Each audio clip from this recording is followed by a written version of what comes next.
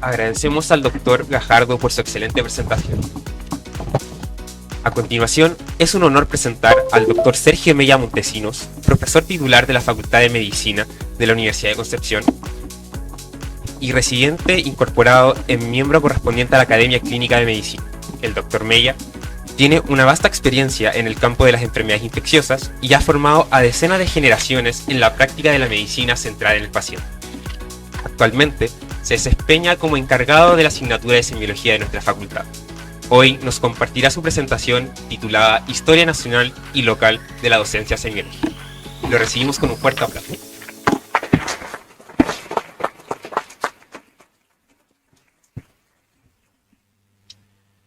Muy buenos días. Muchas gracias por la invitación a los colegas organizadores. Agradecemos la presencia de tan destacado visitante extranjero. Bien, brevemente algunos conceptos que fueron ya señalados. Bueno, la semiología y la semiótica se refieren al estudio de los síntomas, de los signos, ¿ya? Y hay varias teorías, ¿no es cierto?, generales de esto, de manera que la semiótica y la semiología están presentes en varios campos. Ya nombró el doctor algunos de los creadores, ¿no es cierto?, fundamentalmente Saussure, un filósofo suizo, después un gran investigador norteamericano, ¿no es cierto? Y estos contenidos de la semiología están arraigados en múltiples áreas del conocimiento humano. En un esfuerzo, no sé acaso fue estéril o no, porque yo creo que aquí hay es un tema súper complejo el que estamos analizando sobre, ¿no es cierto?, la enseñanza de la semiología, ¿no es cierto?, y de la clínica en medicina. Hay varios elementos, probablemente la mayor parte dicen relación con nuestra capacidad de encantar a los alumnos.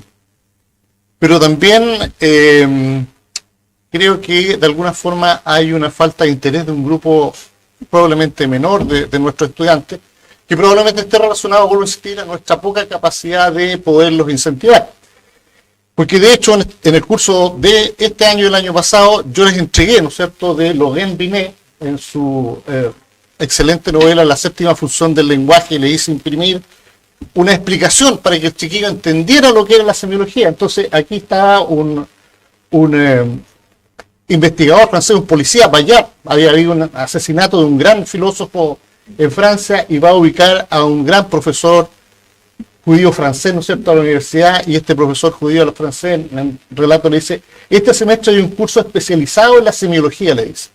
Bayard era un policía, era un hombre bastante más tosco, rudo, un hombre de acción, ¿sí? Le pregunta concretamente: ¿para qué sirve esa ciencia?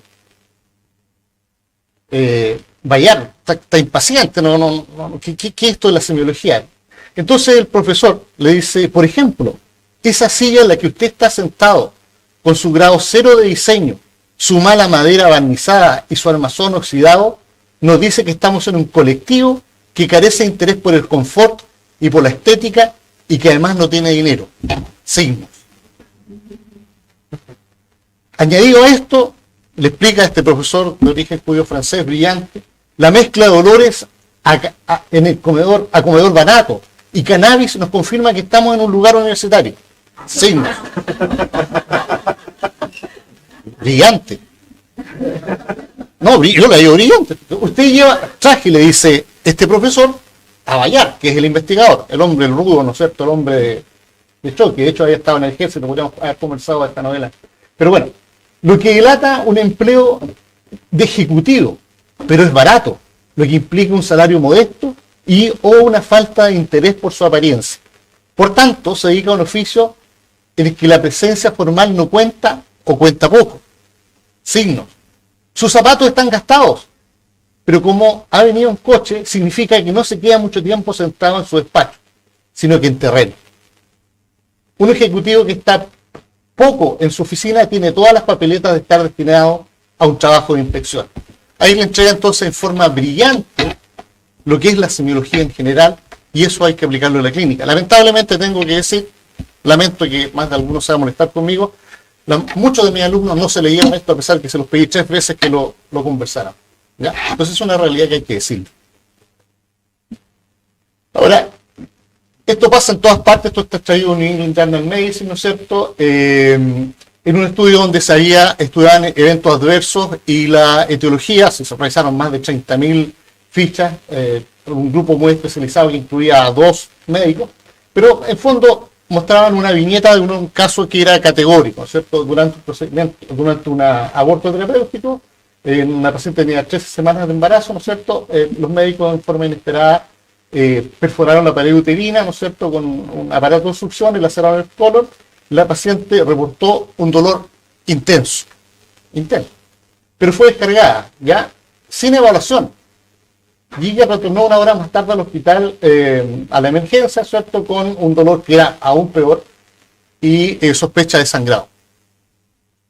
Y ella requirió, ¿no es cierto?, cirugías complejas, en 2 tiempos, ¿no es cierto?, tuvo que haber habido, obviamente, alguna ostomía y después una reconstitución de tránsito, etcétera. Y obviamente en este artículo el evento fue considerado adverso debido a negligencia. Y eso nos habla, ¿no es cierto?, que también la semiología sigue siendo útil, no solamente en la literatura, sino en el mundo real, y no solamente en países subdesarrollados del tercer mundo como el nuestro, sino que también en el primer mundo. Y ahí viene, ¿no es cierto?, lo que estaba conversando el doctor, de que algunos ejemplos, y lo más probable es que esta enferma, ¿no es cierto?, tenía gran dolor y haya tenido sin duda una perforación de una víscera hueca y haya tenido, ¿qué signos clínicos mínimos habría tenido? El más clásico, Bloomberg, exactamente, Bloomberg, y probablemente ese abdomen haya estado estable, y así podríamos haber seguido, ¿ya? La semiología, que tiene otro nombre, ¿no es cierto?, en la literatura anglosajona, pero estamos hablando de lo mismo, examen físico, physical examination, entre otros en la literatura anglosajona, pero sigue siendo algo extremadamente útil.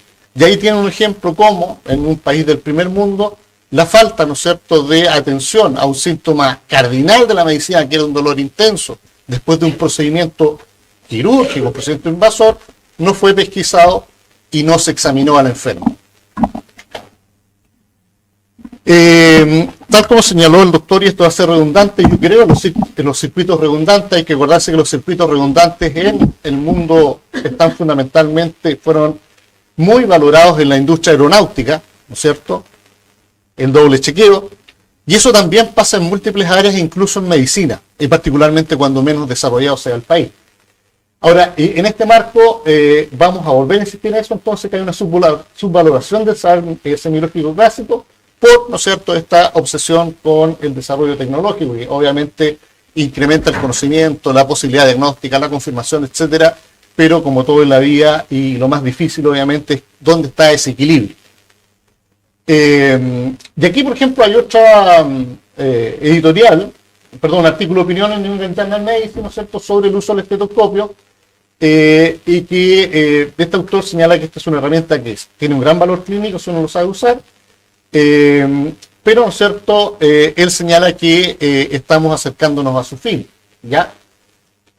Todavía no parece ser un objeto de museo como cuando los médicos medievales miraban los frascos de orina, pero para este destacado investigador, ¿no es cierto?, lo más probable es que en un tiempo no muy largo esto vaya a ser más bien una especie de artefacto anecdotal. Como me invitaron a hablar a mí, yo voy a dar mi opinión personal. Yo creo que nosotros estamos lejos de eso. Somos un país subdesarrollado y por tanto es cuestión de que nos ubiquemos donde estamos. ¿Qué creaciones científicas realizamos nosotros en Chile? ¿Qué grandes contribuciones a la ciencia? ¿Qué contribuciones tecnológicas desarrollamos? Muy pocas. ¿No es cierto? Aquí tenemos un profesor norteamericano. Compárense. Casi todo lo que estamos usando acá viene del país del norte en tecnología. Por tanto, nosotros tenemos que saber usar lo que podemos usar en forma mucho más provechosa. Y una de ellas son las herramientas clínicas. La anamnesis, el examen físico. Ahí está nuestro fuerte. Nosotros no vamos a inventar una nueva máquina que va a secuenciar más rápido el genoma humano, ¿ya? Nosotros no vamos a inventar un dispositivo que nos permita ver la función de unas proteínas, acaso están activas o no están activas, etcétera, ¿ya? Entonces eso tenemos que tenerlo súper claro. Por tanto, tenemos que enfatizar aquellas áreas que sí podemos desarrollar. Y una de ellas es esta medicina tradicional, basada en los elementos clínicos. Y aquí quiero hacer realza esto, porque Chile desarrolló muy bien esa área y tiene una historia al respecto. Y los logros de la medicina chilena se fundamentaron entre muchos de nuestros profesores y también profesores que formaron a nuestros profesores. Y ahí tienen un rol destacado la Universidad de Chile. Y este prohombre de la medicina chilena, don Hernán Alessandro Rodríguez, que se incorporó al Hospital del Salvador en Santiago en el año 1931. Este señor era hermano del presidente de la República. Y también nos habla de nuestra historia, de lo que somos. ¿Ya? En la literatura anglosajona no existe la palabra golpe de Estado. Tuvieron que tomar la palabra del francés por su estabilidad democrática. Este señor se fue de Chile y su familia por un golpe de Estado. Pero como era un hombre muy capaz, aprendió medicina en distintas partes del mundo y trajo ese adelanto a Chile.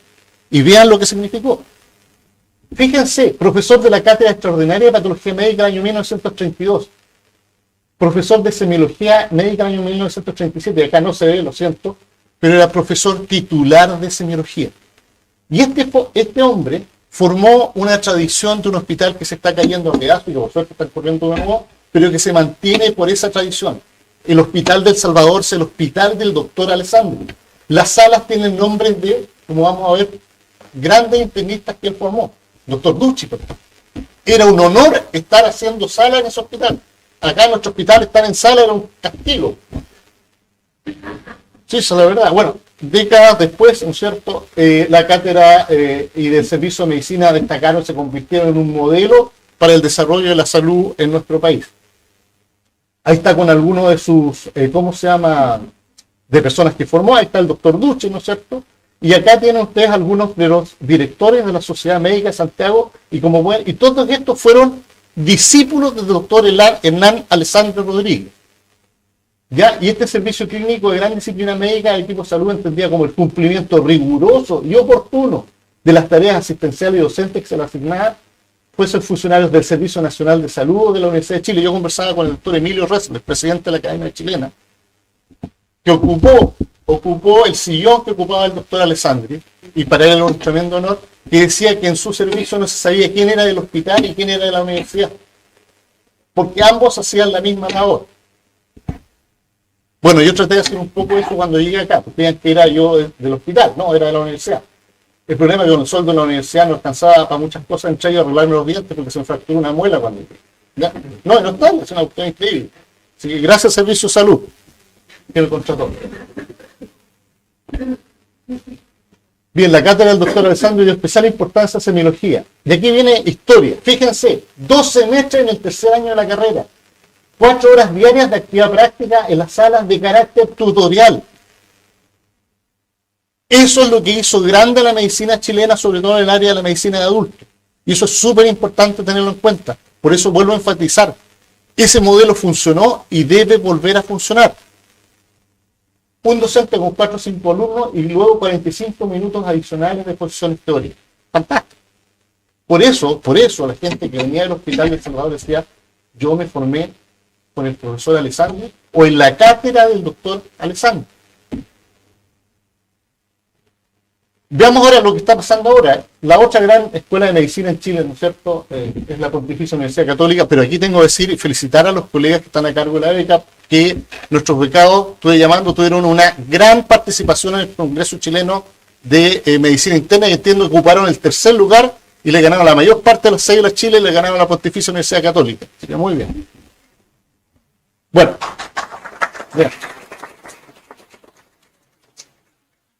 Este curso se aprende formalmente en el curso integrado de Clínicas 2 para alumnos de tercer año, y este curso incluye un programa de clases lectivas, ¿no es cierto?, talleres prácticos, examen físico con fantoma, lo que sea el doctor Gajardo, recursos interactivos como este que está acá, que es un déficit en nuestro grupo. Probablemente nunca le explicamos bien una radiografía de tórax en tercer año a nuestros enfermos, o yo por lo menos no lo hice adecuadamente, además de actividades prácticas hospitalarias con pacientes reales. Los alumnos también son divididos en grupos de 5 o 6 personas, los cuales rotan tanto por actividades prácticas hospitalarias como por talleres de semiología presenciales con simulación a cargo de un tutor, realizándose esto último una vez por semana hasta completar un total de 14 talleres, que es más completo que lo que tenemos nosotros, porque es más sistemático, incluye una serie, ¿no es cierto?, cardíaco, pulmonar, urológico, dermatológico, neurológico, etc. Y, vuelvo a insistir, además tienen la posibilidad de utilizar en línea uno, como señaló, estos sistemas de simulación que van retroalimentando al alumno y facilitan, ¿no es cierto?, la adquisición de conocimiento. De manera que ahí estamos atrasados.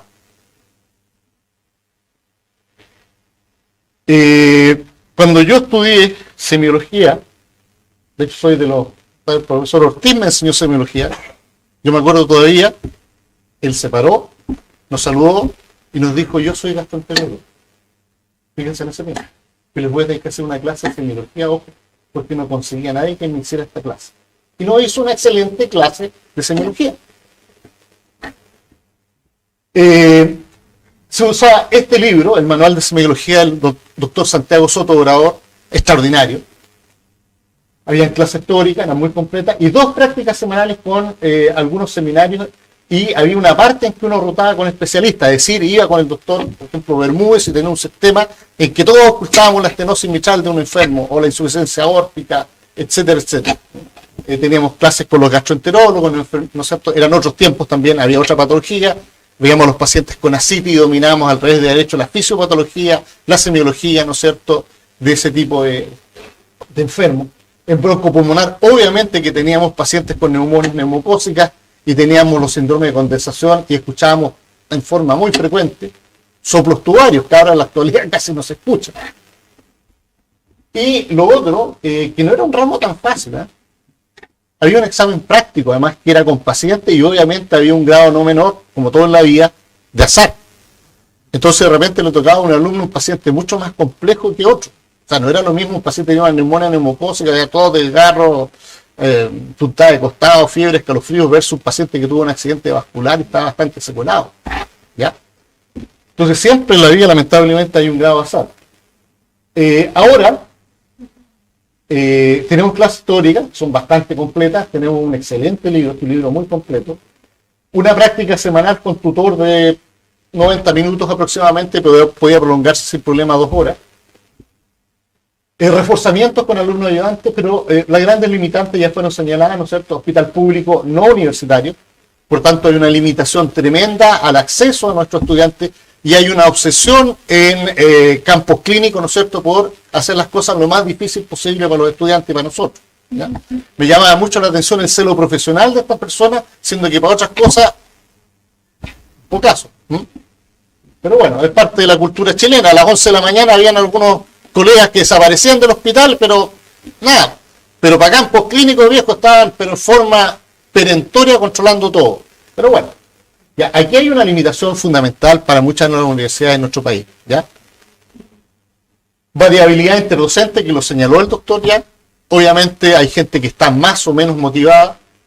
Yo traté de hacer lo que pude. El mejor fantoma que usaron mis alumnos fui yo mismo. Me examinaron al revés y al derecho. Por pudor no me hicieron tacto rectal, pero bueno.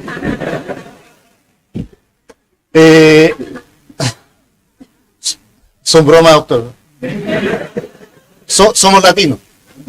Pero aquí hay otro elemento que es súper importante y que bueno, yo los felicito. Perdón que me esté explayando largo, pero créanme que tuve que trabajar para preparar esto. Y es el convencimiento que tenemos nosotros, acaso sirve la semiología, ¿ya? Entonces, como por suerte hay un nuevo énfasis en el servicio de medicina, yo creo que está funcionando muy bien. Tengo mis dudas sobre otros servicios, particularmente quirúrgicos, pero medicina está funcionando muy bien. Sergio Mella está hablando, si no hay problema. Se me fue la onda por hablar de más.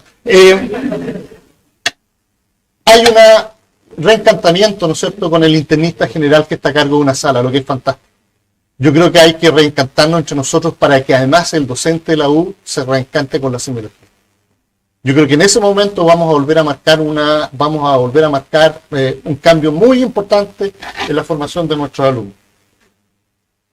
Este es un autor norteamericano, ¿no es cierto?, de la costa oeste, probablemente lo ubique el doctor Berliese, y sobre, ¿no es cierto?, los problemas del examen físico. Está publicado en un JAMA, un American Journal, Medicine, y hizo un cuestionario a 5.000 colegas y solamente 273 respondieron, pero algunos de los que más se repetían con mayor frecuencia, no veo nada.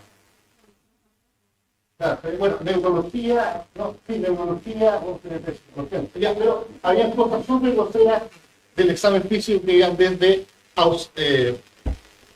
ausencia, ¿no es cierto?, del examen abdominal, donde habían desde tumores hasta hernias, ¿no es cierto?, peritonitis, ausencia de lesión, del examen físico a nivel cutáneo, y se pasaban por alto, no te preocupes, amigo, lesiones hasta de soste, ¿ya?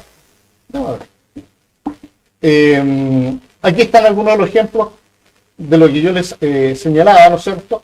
Entonces esto tiene que ver, ya lo hemos conversado, o sea, podrían haber pacientes que tenían alguna fractura y se pasaban, ausencia de pulso, etcétera.